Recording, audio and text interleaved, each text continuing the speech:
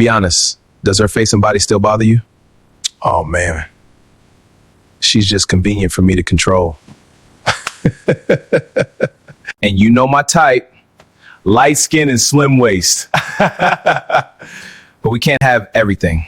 So you downgraded from your ex to settle for less? Yes, brother.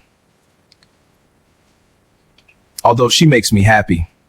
But I mean, it wouldn't hurt if she lost some weight. I walked out of that house glowing. I was a newlywed, 6 months into marriage with the man I thought I'd finally figured out. You know that feeling? When you've searched so long for something real and you think you finally found it? When you walk through the door and you feel seen, not for your body, not for what you look like, but for who you are. That's what I felt that day. It was a Saturday afternoon, early summer, the kind of day where the sun makes everything look soft and hopeful. I remember the warmth on my skin as I pulled out of the driveway. I remember thinking, I'm so lucky.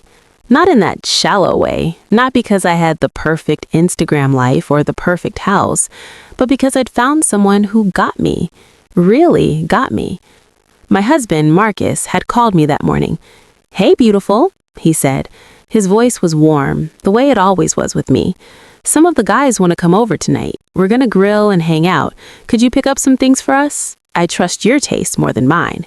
And just like that, I was in motion, doing what I'd always done. Being the woman in the background who made everything smooth, who anticipated needs, who made life easier for the people around me.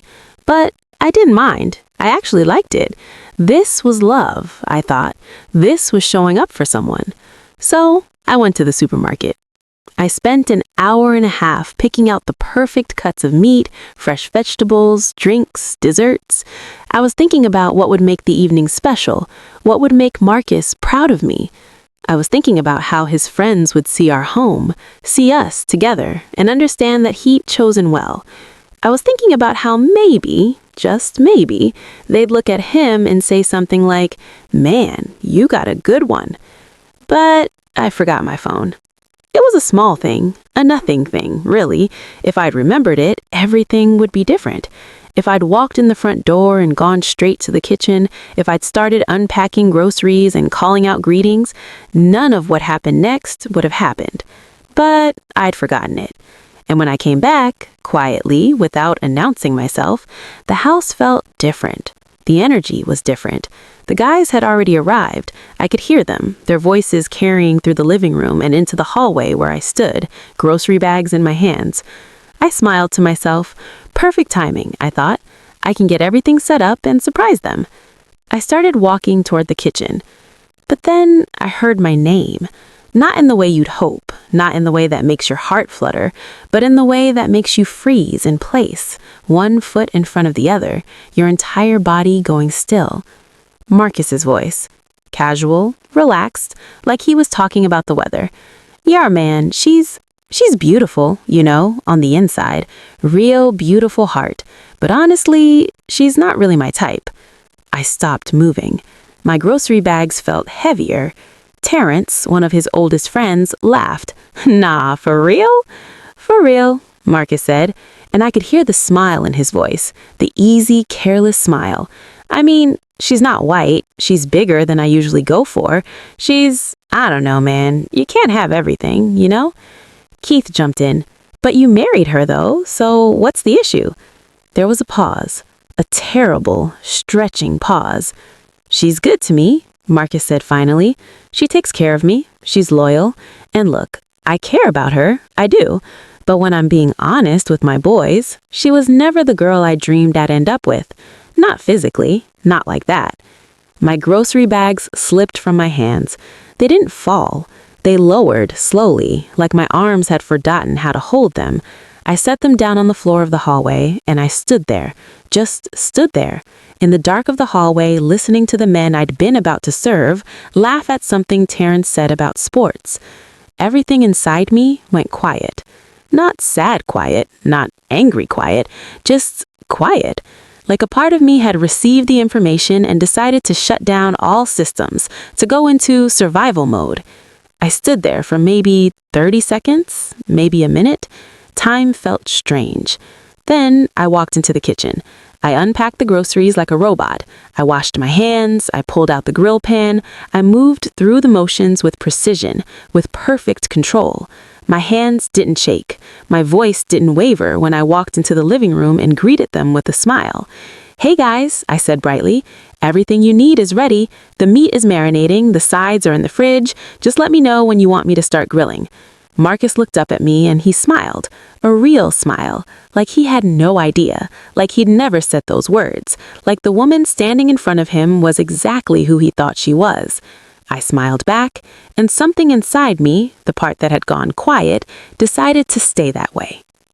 My precious family, thank you so much for being here. Before we dive deeper into this story, I need you to do 3 things for me. First, subscribe to this channel. Hit that button right now.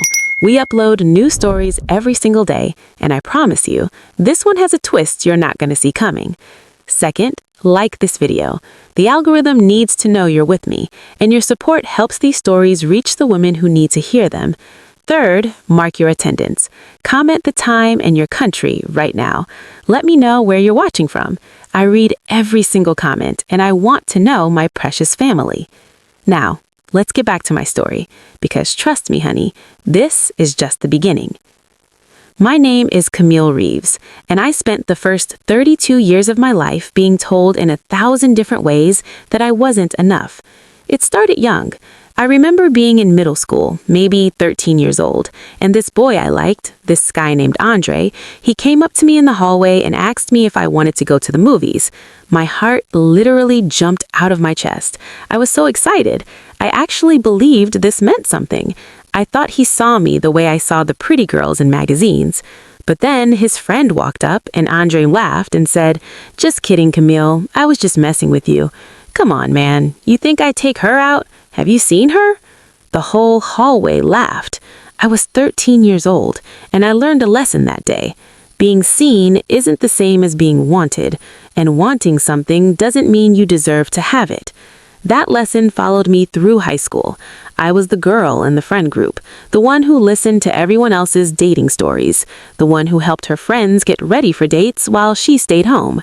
I wasn't ugly. I wasn't unlovable. I was just not the right kind of beautiful, not the kind that made boys notice you first. College was supposed to be different. That's what everyone told me. In college, Camille, you'll find people who appreciate you. But college was just high school with more freedom. I watched my friends fall in and out of love. I watched them get chosen, and I learned how to be small enough to fit into the spaces people left for me. By the time I was 25, I dated a few guys. Nothing serious, nothing that lasted. One guy told me he liked me, but he wasn't attracted to me in that way. Another said I was pretty for a girl with my body type. Another dated me for 3 months and then told me he was getting back with his ex, a girl who looked like she'd stepped out of a magazine. I learned to protect myself by not hoping too hard. But I also learned something else. I was good at the things that made a man's life easier. I was attentive. I was thoughtful. I listened. I made people feel cared for.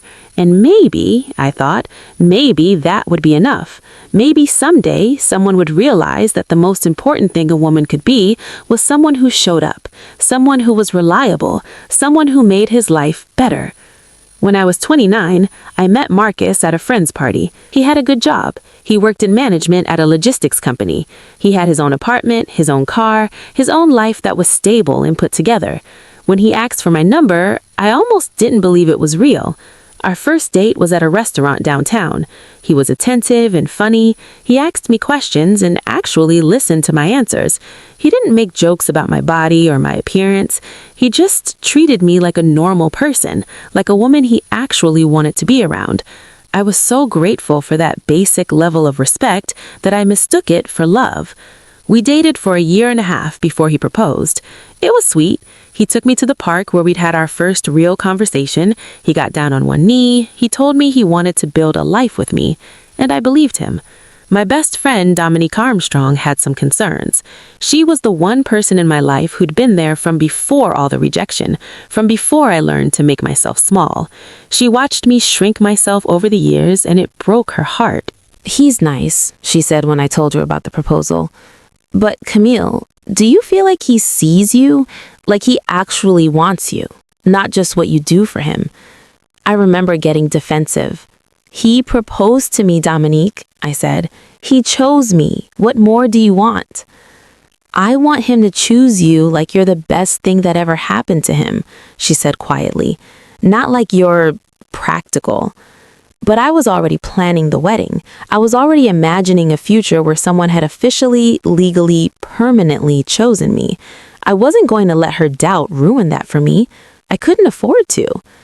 Looking back now, I can see what she was seeing.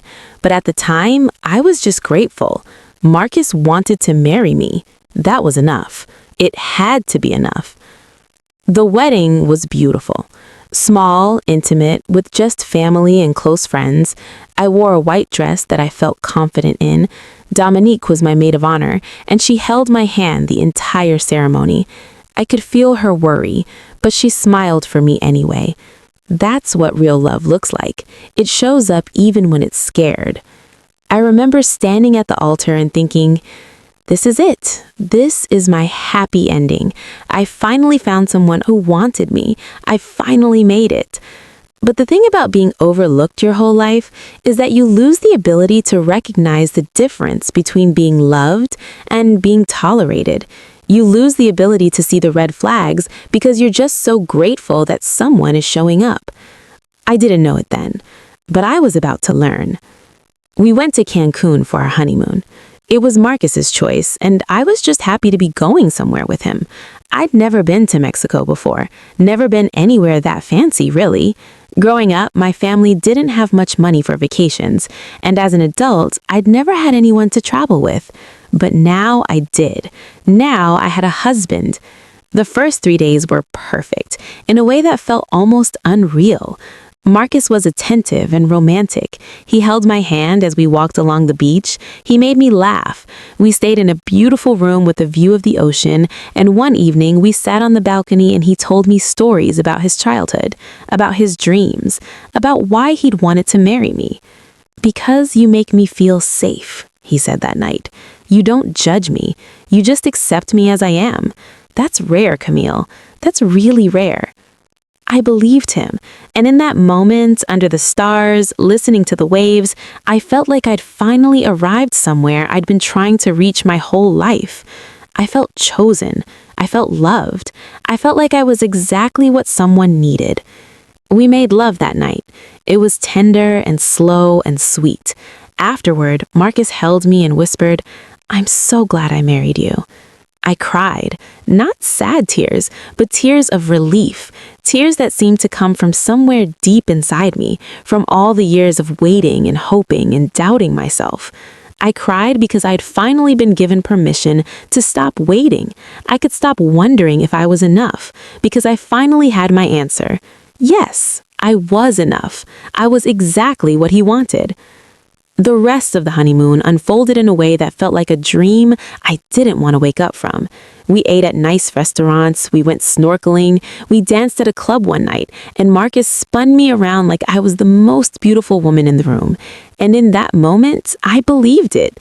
I believed that I was beautiful to him, that my body, my presence, my existence, all of it was something he wanted and valued. I remember looking at myself in the mirror one of those mornings after a shower, and instead of my usual internal monologue of criticism, the one that had been my constant companion since adolescence, I thought, maybe I'm not so bad. Maybe Marcus was right. Maybe I'm beautiful. It was a small, fragile hope, but it was there. On the last night of our honeymoon, we were sitting on the beach sharing a drink with a little umbrella in it. I was wearing a dress I'd bought specifically for the trip, a red sundress that showed my curves instead of hiding them. I felt confident in it. I felt like myself. And Marcus put his arm around me and kissed the top of my head. "You look so happy." "I am," I told him. "I've never been this happy." "You deserve this," he said. "You deserve all of this. You deserve to feel like this forever." I remember thinking, okay, this is real. This is actually real. We're going to be happy. We flew back to our house on a Tuesday. It was a modest 3-bedroom house that Marcus had bought a couple of years before we met. It was in a nice neighborhood with a big backyard and plenty of room for us to grow. When we walked in, I felt like I was home. I felt like this was the beginning of the life I'd always wanted. I unpacked our suitcases while Marcus checked his emails and caught up on work stuff. I organized our wedding gifts, beautiful things from people who cared about us. I did the laundry. I went to the grocery store and bought ingredients for a welcome home dinner. I was glowing. I was genuinely, deeply happy.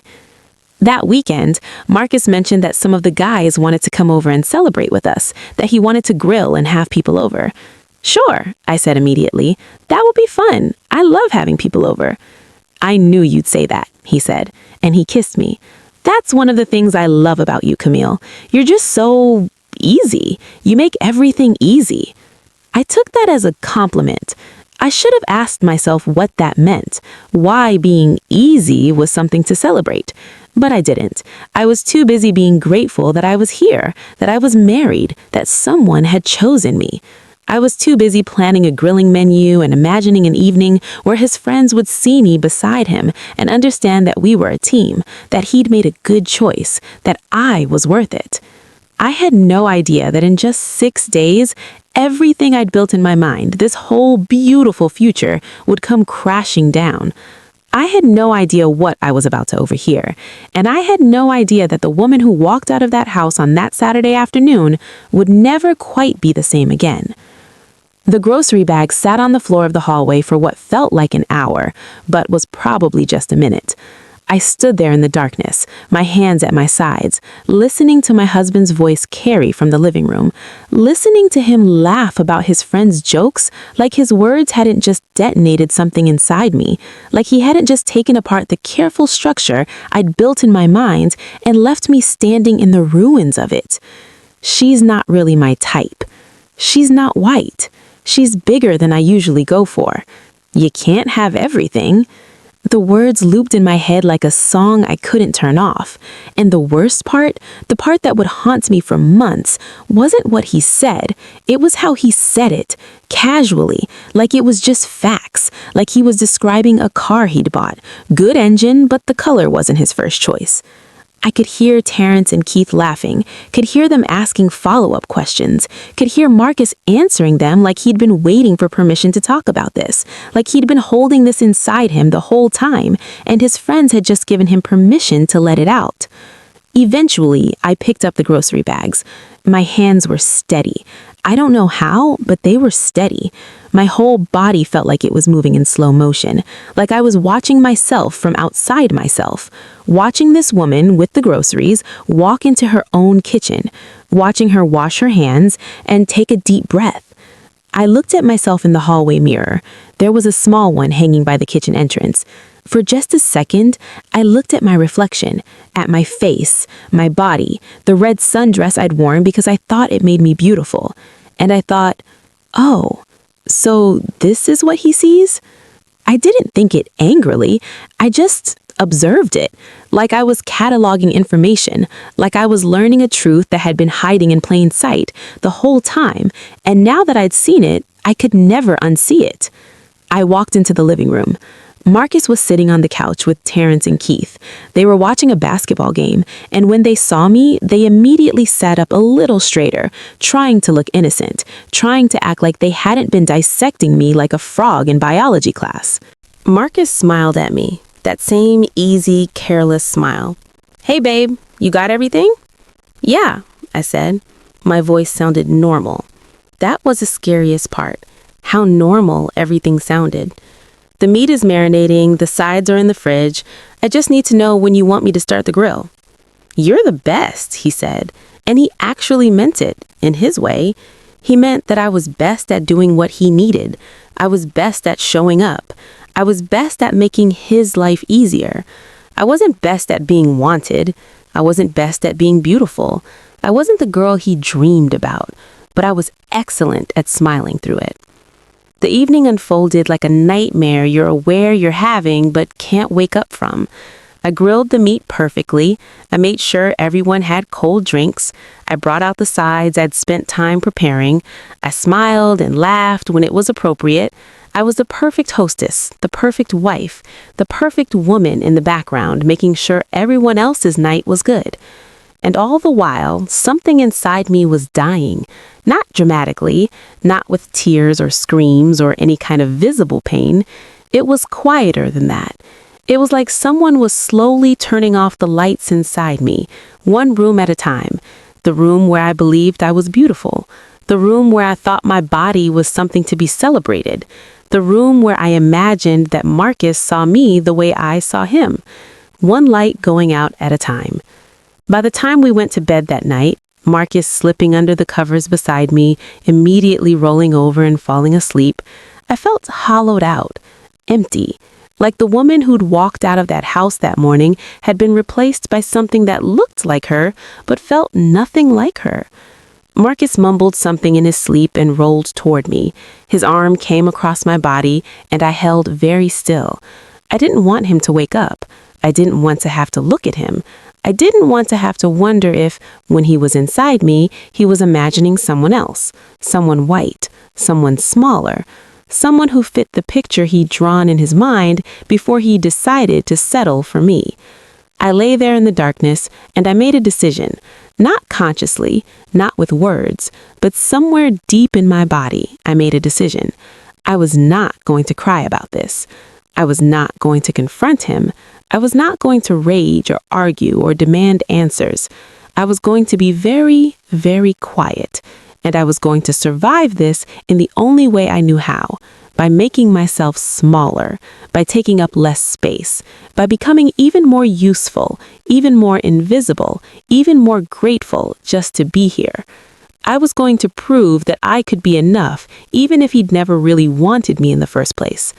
That's the decision I made that night, and it nearly destroyed me.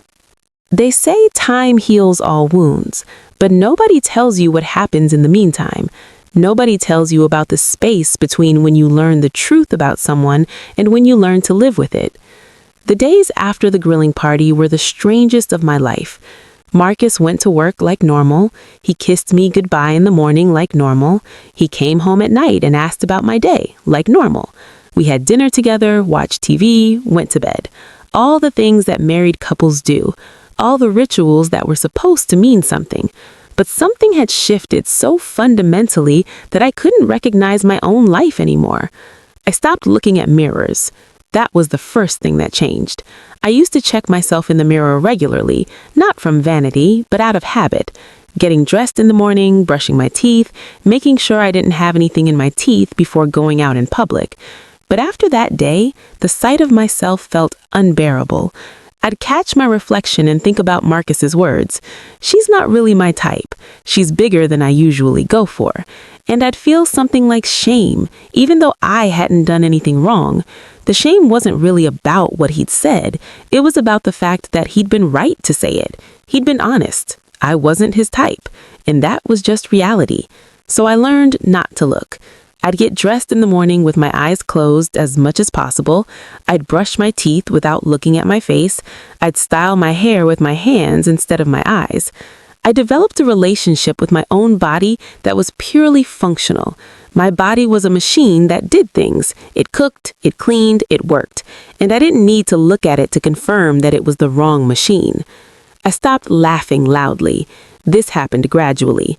It started with me noticing that whenever I laughed around Marcus or his friends, there was a certain way the air would shift. Not noticeably, but I could feel it. It was like my laughter was taking up too much space. My laughter was too big, too bold, too unaware of its own volume in a world where women like me were supposed to be quiet. So I started laughing softer, more controlled.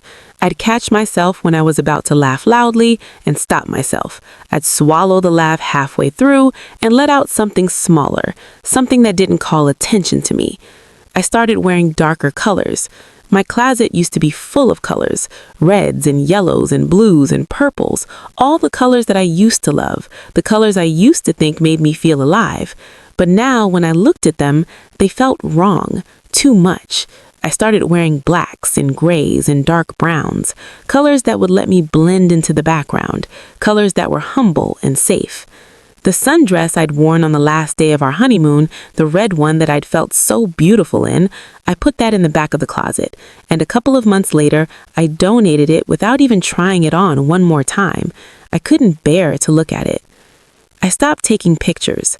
This one was scary because I didn't even realize it was happening until Dominique pointed it out. We were getting coffee one afternoon, one of our regular outings, and Dominique wanted to take a selfie of us together. I immediately said no.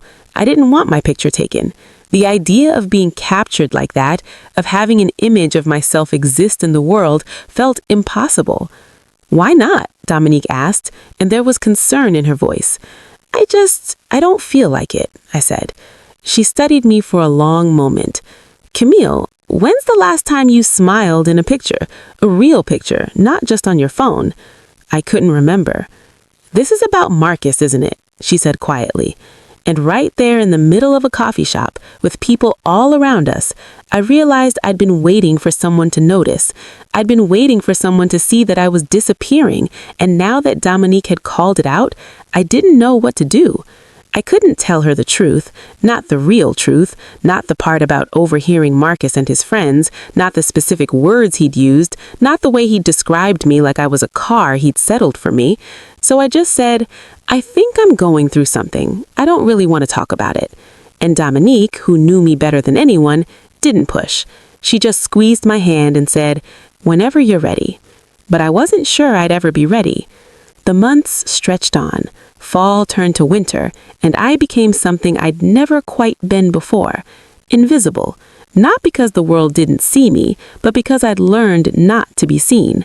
I'd learned to become a background character in my own life. I was still doing everything. I was cooking and cleaning and making sure Marcus's life ran smoothly. I was still being the helpful, attentive wife, but something in my eyes had gone out. Something in my spirit had dimmed. Marcus didn't seem to notice the difference. Or if he did, he didn't mention it. He just continued on with his life, content with the fact that I was still there, still taking care of him, still being reliable. The fact that I was disappearing didn't seem to matter to him. As long as I was still useful, everything was fine. And maybe that should have made me angry. Maybe that should have been the moment I stood up for myself or demanded answers or left. But anger requires a certain amount of self-respect, and by then, I'd given so much of mine away that I didn't have any left. I was running on empty. One night in December, I was lying in bed beside Marcus, listening to him sleep, and I realized I was crying. Not sobbing, but quiet tears that were streaming down my face in the darkness. And the scariest part was that I didn't even remember when the crying had started. I'd been so numb for so long that I didn't even realize I still had tears left in me. I lay there and let myself cry, very carefully, so that Marcus didn't notice, so that I could keep being the kind of wife who didn't bother him with her problems. And I thought, this is it now. This is my life now. This is what forever looks like. I didn't know I was about to meet the person who would change all of that. I didn't know someone was paying attention. I didn't know that my best friend was about to do something that would save my life. Dominique came to my house on a Saturday morning without calling first. This wasn't unusual. We had a long history of dropping by each other's places unannounced. But it was the way she came in that told me something was different. She walked in with a purpose. She had that look on her face that I'd come to recognize over the years as her, "I'm worried about you and I'm going to do something about it" look. Marcus was at work. Thank God. I don't know if I could have done what happened next with him in the house. Dominique came into the kitchen where I was sitting at the table with a cup of tea that had gone cold hours ago. She pulled up a chair and sat directly across from me. She didn't ask how I was doing or if I wanted anything to drink. She just looked at me. "I need you to tell me what's going on," she said. "Nothing's going on," I said automatically. "Camille." Her voice was gentle but firm. "We've been best friends since we were 17 years old. I've known you your whole adult life, and I'm watching you disappear. And I need you to tell me why." I felt something crack inside me. The carefully maintained composure that I'd been holding on to for months started to crumble. I can't, I said. You can, Dominique said. You can tell me. You can tell me anything. So I did. I told her about the day I forgot my phone, about coming back and overhearing Marcus and his friends, about the specific words he'd used, about how he'd described me, not my body, but me, the whole me, like I was something he'd settled for. And as I told her, the tears started again. But this time, they didn't come quietly. This time, I actually cried. Dominique came around the table and held me while I cried. She didn't try to fix it or make it better. She just held me. And that, somehow, made it worse and better at the same time. When I finally calmed down, she got up and made me a fresh cup of tea. Then she sat back down across from me. "How long?" she asked. "Since that day. Months." "And you haven't said anything to him?" I shook my head. "Why not?" "Because what would I say?" The words came out bitter. He was honest. He was just being honest, and I can't be mad at him for being honest. "Yes, you can," Dominique said sharply. "Camille, he hurt you. He said cruel things about you, and you're just accepting it?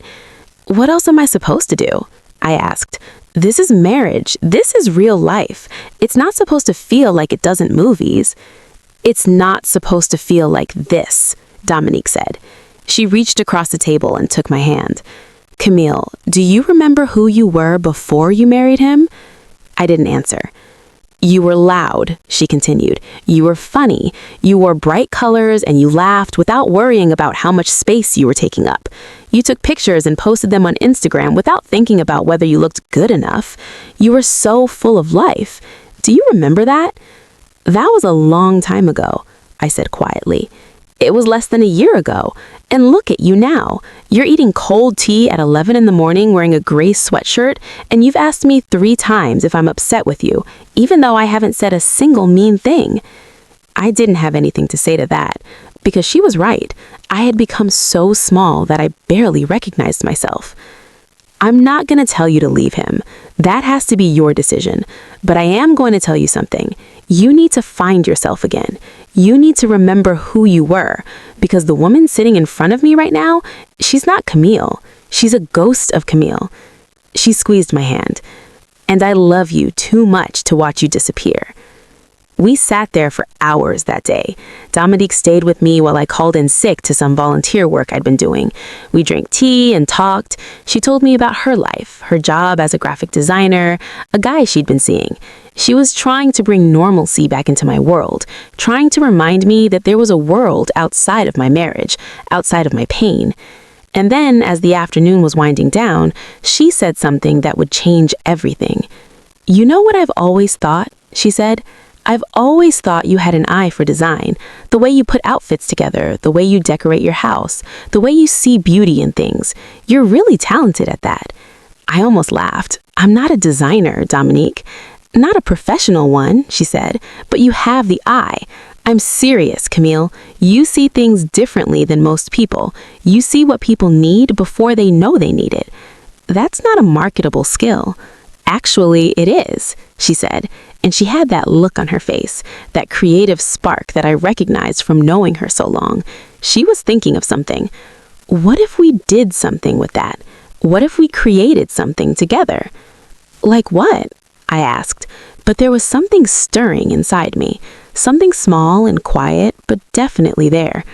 "I don't know yet," she said, "but I know this. You need something that's just yours, something that Marcus isn't involved in, something that belongs to you. And whatever it is, I want to build it with you." She didn't know it then, but that was the moment. That was the turning point. That was the moment when someone who loved me looked me in the eye and said, "I see you. I see who you could be, and I'm not going to let you disappear." Before Dominique left that day, she hugged me for a long time. She said, "I love you, the real you, the bright you, and I'm going to help you find her again." And even though I didn't believe her, even though I couldn't imagine finding my way back to myself, something in me held on to that promise. Something in me started to believe that maybe, just maybe, there was a way forward that didn't involve disappearing completely. The rebuild didn't happen all at once. It happened in small moments, small decisions, small reclamations of myself that added up over time. It started with colors. A couple of weeks after Dominique's visit, I was at the mall alone, something I rarely did anymore, and I found myself walking past a dress shop, and in the window was a yellow dress. Bright, unapologetic yellow, the kind of color that demanded attention, the kind of color that said, "I'm here and I don't care if you notice." I almost walked past it, but something in me, maybe it was Dominique's voice, maybe it was some last remnant of the woman I used to be, stopped me, and I went into the store and I tried the dress on. When I looked at myself in the mirror, I barely recognized the person looking back. But for the first time in months, I didn't look away. I stood there and looked at myself, really looked, and I thought, this dress is beautiful and I want to wear it. I bought it. I didn't wear it for 2 weeks. It hung in my closet like a challenge, like a test I wasn't sure I was ready to take. But eventually, I put it on, and I wore it to volunteer at the community center, where I'd been helping with an after-school program. Miss Camille, you're so pretty today. Thank you, baby. One of the kids, a girl named Jasmine, maybe 8 years old, came up to me and said, "Miss Camille, you're so pretty today." And I realized that no one had said anything like that to me in months. And I realized that I'd gotten so used to being invisible that a simple compliment felt shocking. I knelt down and looked at Jasmine and said, "Thank you, sweetheart. You know what? You're pretty today too." And she smiled like I'd given her a gift. The color came back slowly after that. First, another yellow dress, then a red blouse, then a purple sweater, then skirts in jewel tones, and each piece felt like I was taking back a part of myself that I'd given away. The mirrors came next. I started with small glances, brief moments of eye contact with my reflection, but eventually I'd stand in front of the bathroom mirror and actually look. I'd see my face, my body, the curves that Marcus had said weren't his preference, and instead of shame, I'd start to feel something else. I'd start to feel neutral, and neutral was a huge step up from the shame. One morning, I caught my reflection smiling, and I realized it was the first genuine smile I'd seen on my own face in months. The laughter started coming back too, but that took longer. I'd go out with Dominique and we'd be at a restaurant or a movie, and something funny would happen, and I'd feel the laugh rising up in me, and for a second, I'd panic. I'd think about that laugh being too loud, too big, too much. But then I'd remember Dominique's words, and I'd let it out. Full volume, no apologies. And nobody died. The world didn't end. People didn't judge me. They just heard a woman laughing. The pictures came back around the time of spring. Dominique practically forced me to start taking them. She'd pull out her phone and snap photos before I could protest. A picture of me drinking coffee, a picture of me with my hand on Dominique's shoulder, a picture of me mid-laugh, my head thrown back, looking like myself. And slowly, I stopped deleting them. I started letting them exist. I started letting evidence of my life accumulate. But the most important part of the rebuild was quieter than all of that. It was the decision to stop trying to figure out what Marcus wanted and start figuring out what I wanted. "What do you want, Camille?" Dominique asked me one afternoon. We were sitting on the back porch of my house, drinking iced tea, and the question came out of nowhere. "I don't know," I said honestly. "I'm not sure I remember how to want things for myself." "Then let's figure it out," she said. "Right now, what's something you used to love doing that you've stopped doing?" I thought about it. "Drawing," I said finally. "I used to draw, not seriously, just for fun. I liked sketching clothing designs, little ideas that would come into my head." "You still have drawings?" Dominique asked. "Some of them, maybe. They're in a box somewhere." "Find them," Dominique said. "I'm serious. Find them and show me." So I did. That evening, after Marcus went to bed, I went into the garage and found the old box. It was dusty, shoved into a corner, like it was something I'd been trying to forget. Inside were sketchbooks from college, from my early 20s, pages and pages of clothing designs, dresses and tops and jackets and pants, all these ideas that had just poured out of me back when I believed the world was full of possibility. I'd forgotten about them, or rather, I'd chosen to forget about them, because wanting things that wouldn't come true hurt too much. But looking at them now, I felt something rekindle. These designs weren't my hopes and dreams for some perfect life.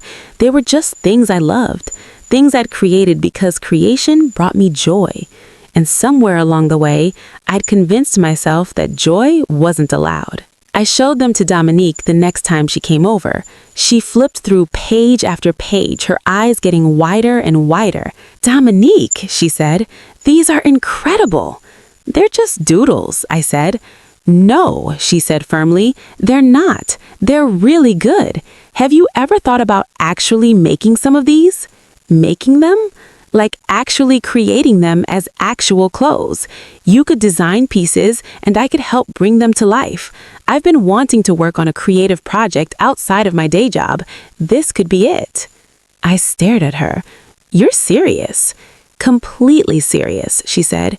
"Think about it, Camille. Women like us, women who aren't the typical model size, women who want to feel confident and beautiful in their bodies. There's a gap in the market for clothing designed specifically for us, designed by someone who understands what we want, someone like you. I don't know anything about starting a business." "I don't either," Dominique said. "But we can learn. And look, we don't have to do anything massive. We could just start small. Make a few pieces, see if people like them. Test it out." And I felt something shift inside me. For the first time since that day I'd overheard Marcus and his friends, I felt something that wasn't pain or shame or numbness. I felt hope. It was small and fragile, but it was there. "Okay," I said, "let's do it." That night, Marcus came home and I made dinner like I always did. He ate and watched TV like he always did. And he didn't notice that I had changed. He didn't notice that there was a spark in my eyes that hadn't been there before. He didn't notice that I was already mentally sketching designs for our first clothing line. He just noticed that his dinner was hot and his house was clean and his wife was there, still showing up, still making his life easier. He had no idea that I was quietly building something else. He had no idea that my best friend and I were about to create something that would become more important to me than my marriage. He had no idea that I was falling in love with myself again. And by the time he figured it out, it would be too late. We started with a name. "It has to mean something," Dominique said.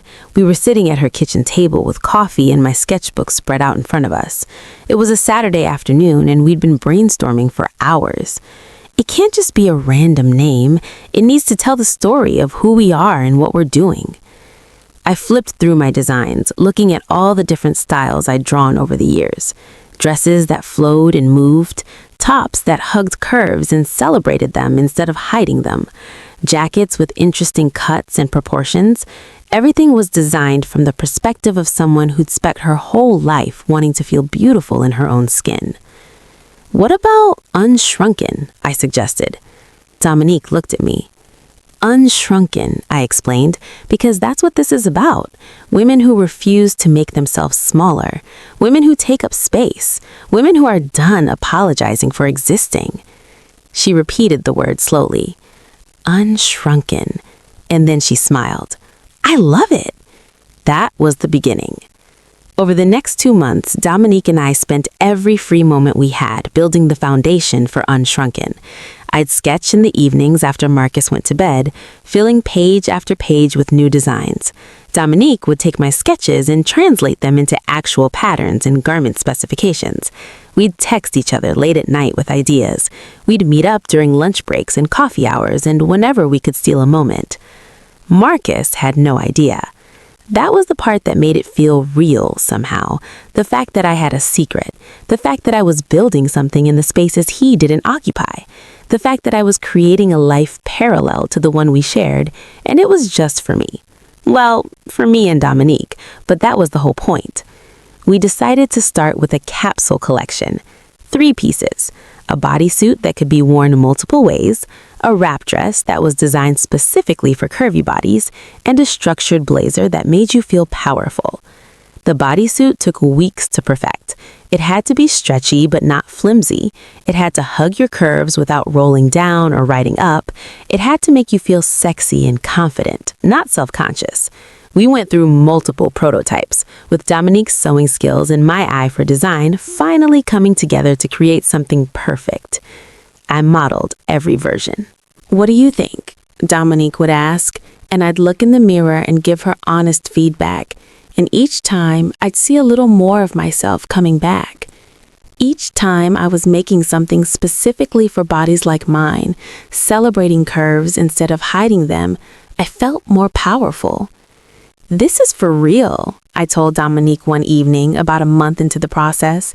We were sitting in her living room, surrounded by fabric swatches and pattern pieces and sketches. "This is actually happening. This is actually happening," she confirmed, "and it's going to be beautiful." We decided to source our fabric ethically. We decided to have everything manufactured locally by a small shop owner who believed in our vision. We made decisions about sustainability and affordability. We wanted Unshrunken to be accessible to women like us, women with real bodies and real budgets. And through it all, I felt like I was finding myself again. Not the woman I'd been before, I couldn't go back to that, but a new version of myself. A version who knew what she wanted, a version who had something to offer the world beyond her ability to make things easy for other people. Marcus did start to notice some things. One evening, he came home and found me sketching at the kitchen table. I quickly covered up my work, but not before he'd seen it. "What are you drawing?" he asked. "Just some designs," I said lightly, "for fun." "Fashion?" He said it like it was cute, like it was a little hobby I had, like collecting stamps or doing crossword puzzles. "Maybe," I said. I didn't tell him about Dominique. I didn't tell him that this was more than just a hobby. I didn't tell him that my best friend and I were building a brand. "That's cool," he said, and he moved on. He didn't ask about it again. By June, we had our first pieces ready. We decided to do a small photo shoot to document the collection. We hired a photographer that Dominique knew through work, a woman named Erica who specialized in fashion photography. We booked a studio for an afternoon, and I modeled the pieces. I put on that wrap dress and I looked in the mirror and I saw a woman who was beautiful, not in the way the world had told me to be beautiful, not in the way Marcus had decided I wasn't, but beautiful because I was wearing something designed specifically for me by someone who loved me, and I was standing in my power. Erica took photos for hours, and in every single one you could see it. You could see the woman who was coming back to life. You could see someone who'd found her way back to herself. We posted the photos on Instagram. "Unshrunken," the caption read, "a collection designed for women who refuse to apologize for taking up space. Coming soon." I was terrified and exhilarated in equal measure. Within an hour, we had 50 comments, women asking when they could buy, women asking for custom pieces, women telling us that they'd been waiting for something like this. I called Dominique. "Did you see?" I asked. "I see it," she said, and I could hear the smile in her voice. "Oh my God, Camille, people want this. People need this." That night, Marcus asked why I was smiling so much. "Just having a good day," I said. And it was true. I was having a good day. In fact, I was starting to feel like I was having a good life again, a life that wasn't dependent on Marcus's approval or affection, a life that was built on my own creativity and my own vision and my own friendship, a life that was becoming increasingly difficult to hide. Then it happened on a Wednesday. Marcus came home from work earlier than usual, around 5 in the afternoon. I was in the kitchen preparing dinner, and I could hear him come in, could hear him setting his briefcase down by the door. I'd gotten used to the sound of him coming home, used to that moment when his presence changed the energy in the house. I'd learned to brace myself a little, to straighten up, to prepare to be the kind of wife he expected. But that day was different. He walked into the kitchen and he didn't kiss me hello. He didn't ask what I was making for dinner. He just looked at me with an expression I couldn't quite read. "I need to talk to you," he said. There's something about those words that puts your whole body on alert, something ancient and primal that makes you know that something bad is coming. "Okay," I said carefully. "What's wrong?" "It doesn't seem to be working anymore," he said. I set down the knife I'd been holding. "What do you mean?" I asked, though I was starting to understand. "I mean, our marriage. I don't think we're compatible. I think we want different things." He said it so casually, like he was commenting on the weather, like he was describing the unraveling of the life I'd built around him. "Where is this coming from?" I asked. "It's been coming for a while," he said, and he pulled papers out of his briefcase. Divorce papers. All filled out, all legal. I already had my lawyer draw these up. I think it's best if we just move forward cleanly. I remember looking at those papers. I remember thinking, this is really happening. This is actually happening right now. And I remembered something else. I felt relief. Not sadness, not anger, not even surprise. Relief. And I realized in that moment that I hadn't been waiting for him to leave. I'd already left. I'd left the moment Dominique walked into my kitchen and reminded me that I had a choice. I'd left when I started wearing colors again. I'd left when I began building Unshrunken with my best friend. Marcus was just now catching up to where I'd already gone. "I don't want to drag this out," he continued. He was still talking in that casual tone, like he was explaining something simple. "I don't want things to get messy. You can stay in the house while we settle everything. I'll move out. We can divide things fairly. No lawyers, no fighting. We just end this amicably." I think what shocked me most was that he seemed relieved too, like he'd been wanting out as much as I had, and he was grateful to finally admitting it. "Can I ask you something?" I said. "Sure," he said. "Did you ever love me?" He looked uncomfortable. "Of course I did. I do. I think I made a mistake. I think I rushed into this without thinking it through, and I don't want to spend the rest of my life feeling like I settled." There it was, the truth, finally laid bare. He was settling. He'd always been settling, and he was tired of pretending. And the woman I'd been 6 months ago would have fallen apart. The woman I'd been would have begged him to reconsider, would have promised to change, would have found a way to blame herself for his unhappiness. But I wasn't that woman anymore. "Okay," I said. "Okay?" He looked surprised. "You're not upset?" "I'm not upset," I said, and I meant it. "I think you're right. I think we were a mistake." He blinked. I don't think he'd expected me to agree with him. I don't think he'd expected me to be calm. I think he'd expected tears, arguments, negotiations. He hadn't expected me to be relieved. "There's one condition," I said. "What's that?" "I need full ownership of Unshrunken, the business that Dominique and I are building.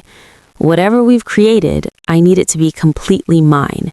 No claims, no arguments, nothing. It's mine."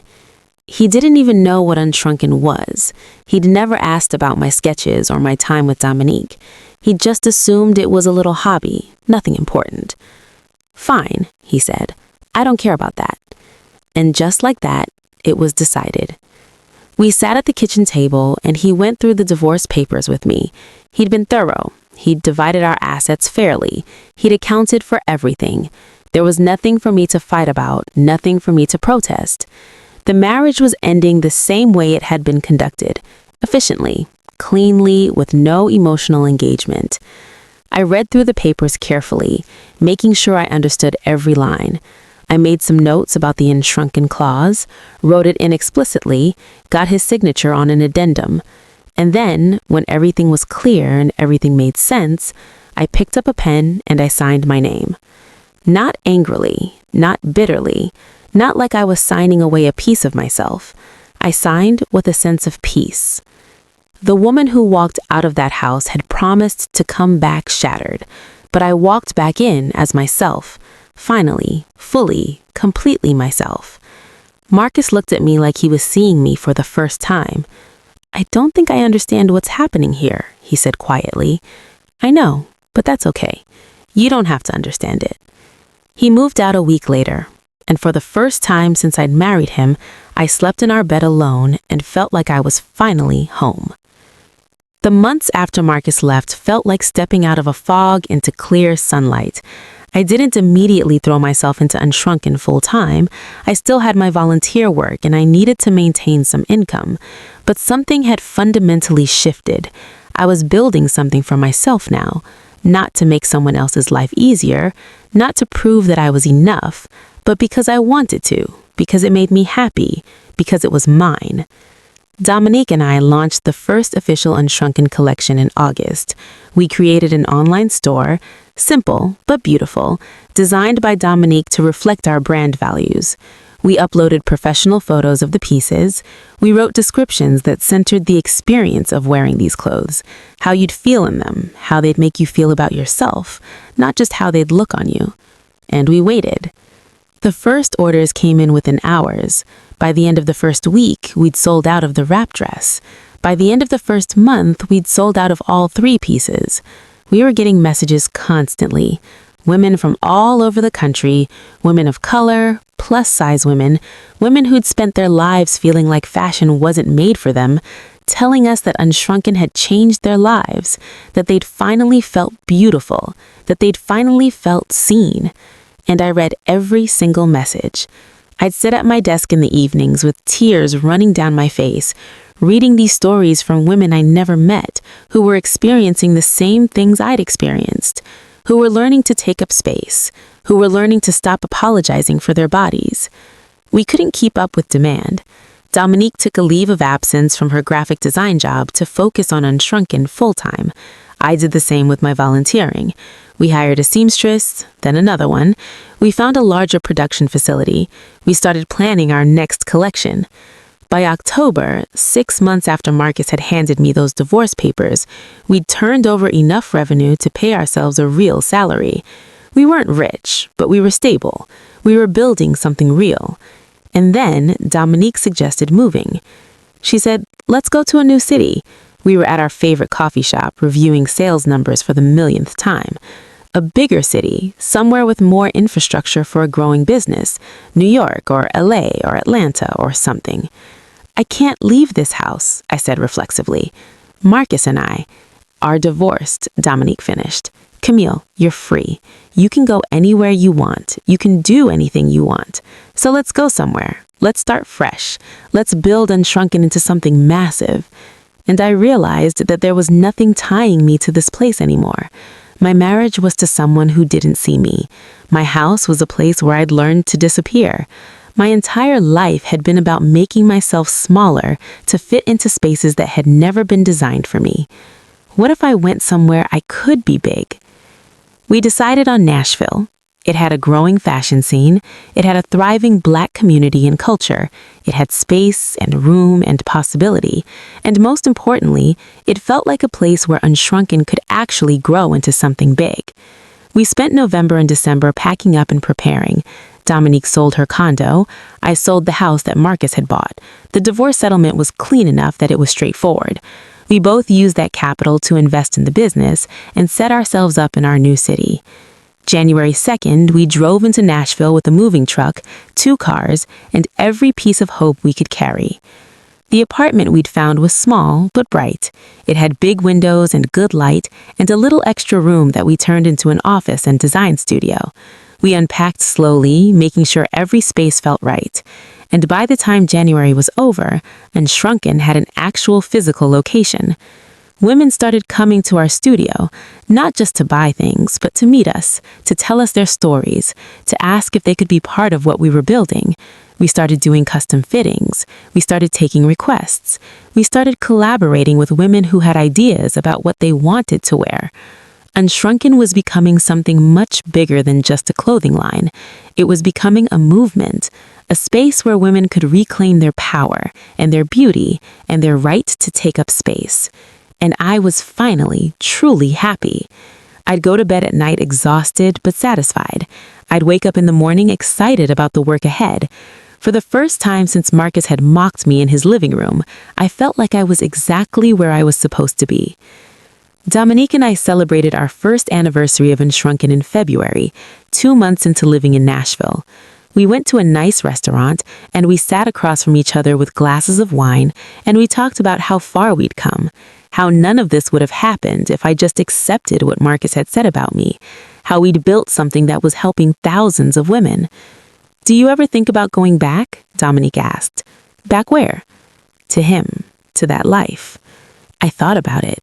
I thought about the woman I'd been, trying to make herself small enough to fit into his preferences. I thought about the girl I'd been before him, learning from the world that she wasn't enough. "No," I said finally. "I'm not going back." "Good," Dominique said, and she reached across the table and squeezed my hand. "Because I won't let you." We laughed, and it was the kind of laugh that felt like healing. I didn't see Brandon coming, but maybe that was the point. He came into our studio one afternoon in March, about 3 months after we'd moved to Nashville. At first, I thought he was there to shop for someone. We had plenty of male customers who came in looking for gifts for their partners or daughters or sisters. But when Dominique greeted him, she got this look on her face that I'd never seen before. A look that made her sit up a little straighter. A look that made her hair seem to shine a little brighter. "Hey," he said to Dominique, and there was something in his voice that suggested they already knew each other. "Brandon?" Dominique said, surprised. "Oh my God, Brandon Harper?" I looked from Dominique to this man, trying to figure out what I was missing. "We went to high school together," Dominique explained to me. "Brandon, this is my best friend and business partner, Camille Reeves." Brandon turned to me and smiled. "Nice to meet you," he said. "Dominique talks about you constantly. All I've been hearing about for the past 6 months is Camille did this, Camille designed that. Camille has the most incredible eye for fashion." I felt my cheeks warm. "Camille exaggerates," I said. "I don't," Dominique said. She was still staring at Brandon with that strange expression. Brandon stayed for almost 2 hours that first visit. He walked around the studio asking intelligent questions about the business. He wanted to know about our sourcing, our design process, our vision. He wasn't just making polite conversation. He was genuinely interested. When he finally left, he asked if he could come back. "We're usually here most afternoons," Dominique said. "Feel free to stop by whenever." And he did. Brandon started coming by the studio regularly. He'd bring coffee, he'd offer to help with things, he'd sit with us while we worked and listen to us brainstorm new designs. And slowly, I realized something that took me by surprise. He was there for Dominique, but he was also there for me. Not in a romantic way, not at first, but he was present. He was paying attention. He was someone who seemed to genuinely care about what we were doing and who we were becoming. One afternoon in April, I was working on a new design by myself. Dominique had a meeting across town, and Brandon brought takeout. "Thought you might be hungry," he said, setting down bags of food. "You didn't have to do that," I said, but I was touched. "I know," he said, "but I wanted to." We ate together at the design table, and Brandon asked me about my life before Nashville, about Marcus, about what had led me here. I found myself telling him the whole story, about being overlooked my whole life, about Marcus's words, about the months of disappearing, about Dominique finding me again, about building Unshrunken from nothing. He listened to all of it without judgment, and when I was done, he said something that surprised me. "You know what I think?" he said. "I think you're one of the strongest people I've ever met, and I think Marcus was an idiot for not seeing what he had." "He wasn't an idiot," I said. "He was just honest. He knew what he wanted, and I wasn't it." "Then he wanted the wrong thing," Brandon said firmly, "because from where I'm sitting, you're exactly what anyone should want." And I felt something shift inside me, not in a desperate, needy way, but in a way that felt calm and true. Over the next couple of months, Brandon became part of our team. He started helping with business logistics and marketing. He became someone we depended on. And slowly, I realized something, that Dominique and I weren't the only ones who'd learned to value him. Dominique admitted to me one day that she'd had feelings for him in high school, that she'd never said anything because she thought he'd never notice her, that reconnecting with him in Nashville had been like getting a second chance at something she'd always wanted. "Have you told him?" I asked. She shook her head. "No, he's never shown any indication that he's interested in me romantically. I don't want to ruin what we have."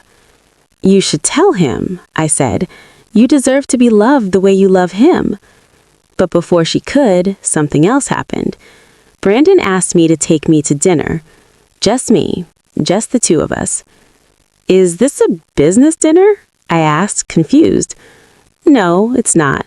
I want to take you out, to talk, to spend time with you, not as part of Unshrunken or as part of my friendship with Dominique, just as two people who I think might actually be good together."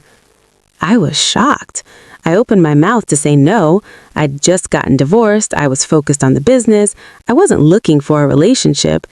But then I stopped myself, because those were all the things the old Camille would have said.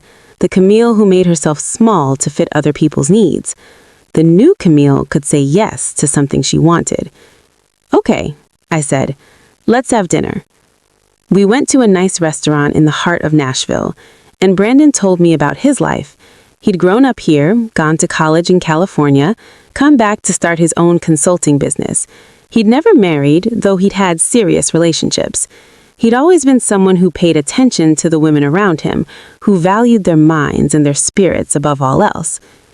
"I noticed you the moment Dominique talked about you, before I ever met you. She talked about you with so much love, so much admiration, and I thought, I want to know this woman." "Why?" I asked. "Because anyone who could inspire that kind of devotion must be someone special. And then I met you, and I realized that Dominique had actually undersold you." We talked for hours that night about fashion and business and life, about my past and his past, about our hopes for the future. And at the end of the night, when he walked me back to my apartment, he kissed me. Not urgently, not desperately, but gently, like he was asking a question and waiting for an answer. I answered yes. I called Dominique as soon as I got inside. I went on a date with Brandon. There was a long silence on the other end. "Oh," she said finally. "Okay. Are you okay?" I asked carefully. "I know you had feelings for him, and I'm okay," she said. "Actually, I'm great, because I want you to be happy, and I think Brandon might actually be the person who can make that happen. I think he's already been making that happen just by being in your life." That night, I realized something. Real love doesn't ask you to shrink. Real love asks you to expand. Real love celebrates who you are and pushes you to become more. Brandon was that kind of love, and for the first time in my life, I wasn't afraid of it. It's been 2 years since I signed those divorce papers. 2 years since I walked into my house and overheard Marcus tell his friends that I wasn't his type. 2 years since I learned that settling for someone who doesn't see you is the worst kind of lonely. Unshrunken is now a nationally recognized brand. We have a brick-and-mortar location in Nashville and an online presence that reaches customers all over the world. We've been featured in major fashion magazines. Women are telling us that our clothes have changed their lives. And every single day, I think about how none of that would have happened if I just accepted what Marcus said about me. Brandon and I got married last year. It was a small ceremony with just family and our closest friends. Dominique was my maid of honor, just like she'd been at my first wedding. But this time, when I looked at Brandon looking at me, I saw someone who saw me completely. Someone who celebrated every inch of me. Someone who'd never asked me to be smaller. In my vows, I talked about the journey it took to get here, about learning to love myself, about finding my voice, about realizing that I was worth more than the value I could provide to someone else. Brandon cried during my vows, and when it was his turn, he told me that he'd never stop reminding me how amazing I am, that he'd never let me disappear again, that he was committed to loving me fiercely and completely and without apology. Do you know how hard it is to stand here and act normal when my wife looks like this? Every curve, every inch of you, I'm obsessed. I swear I could spend my whole life loving just this. Don't just stand there, Costas. Kiss your wife.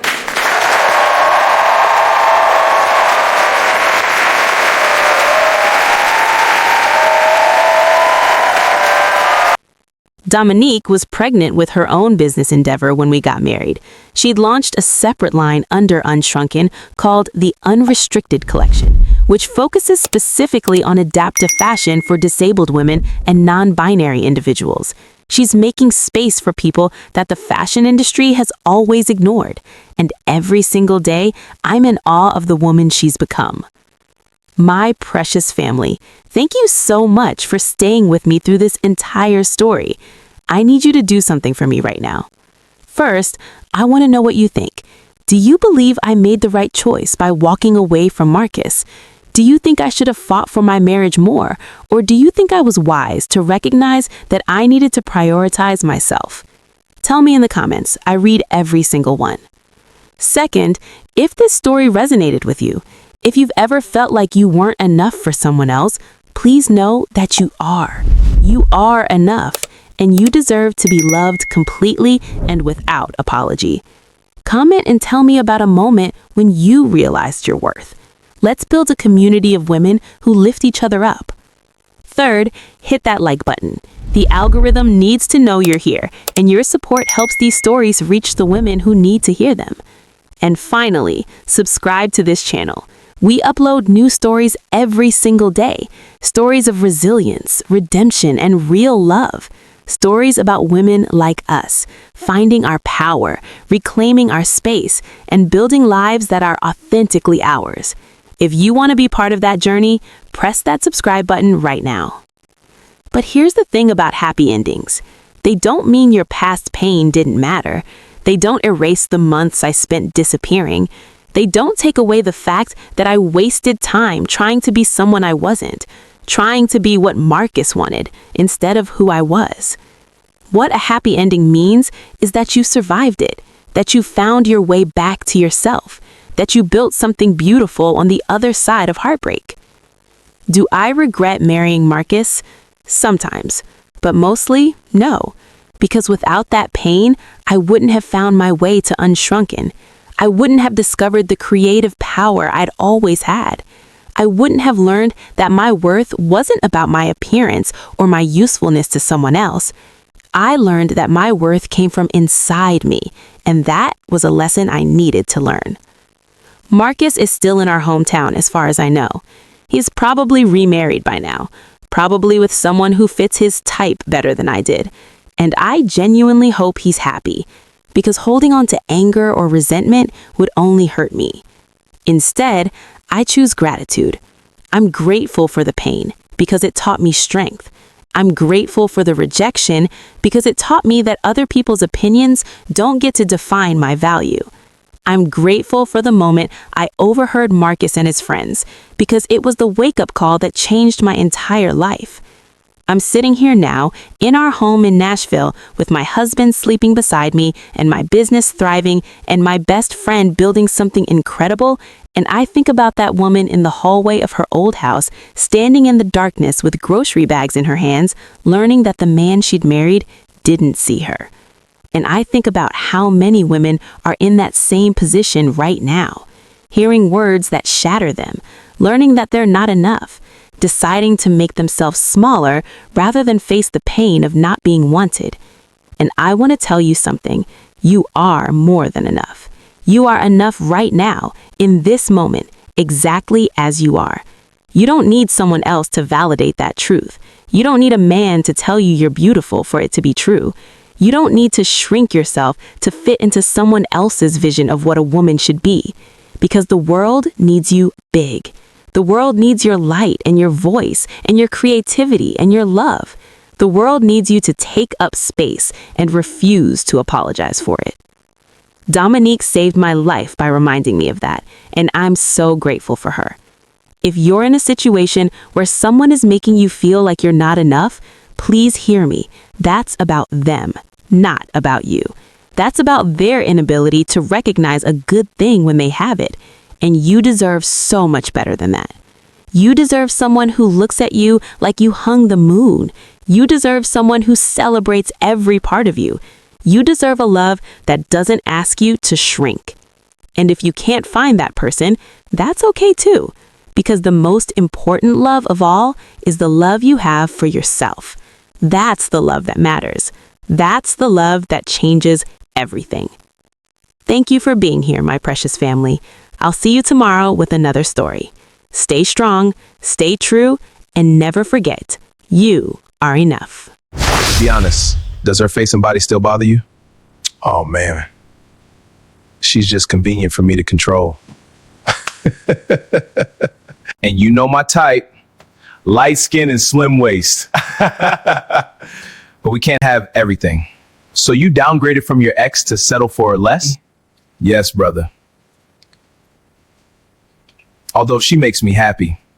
But I mean, it wouldn't hurt if she lost some weight. Do you know how hard it is to stand here and act normal when my wife looks like this? Every curve, every inch of you, I'm obsessed. I swear I could spend my whole life loving just this. Don't just stand there, Costas. Kiss your wife.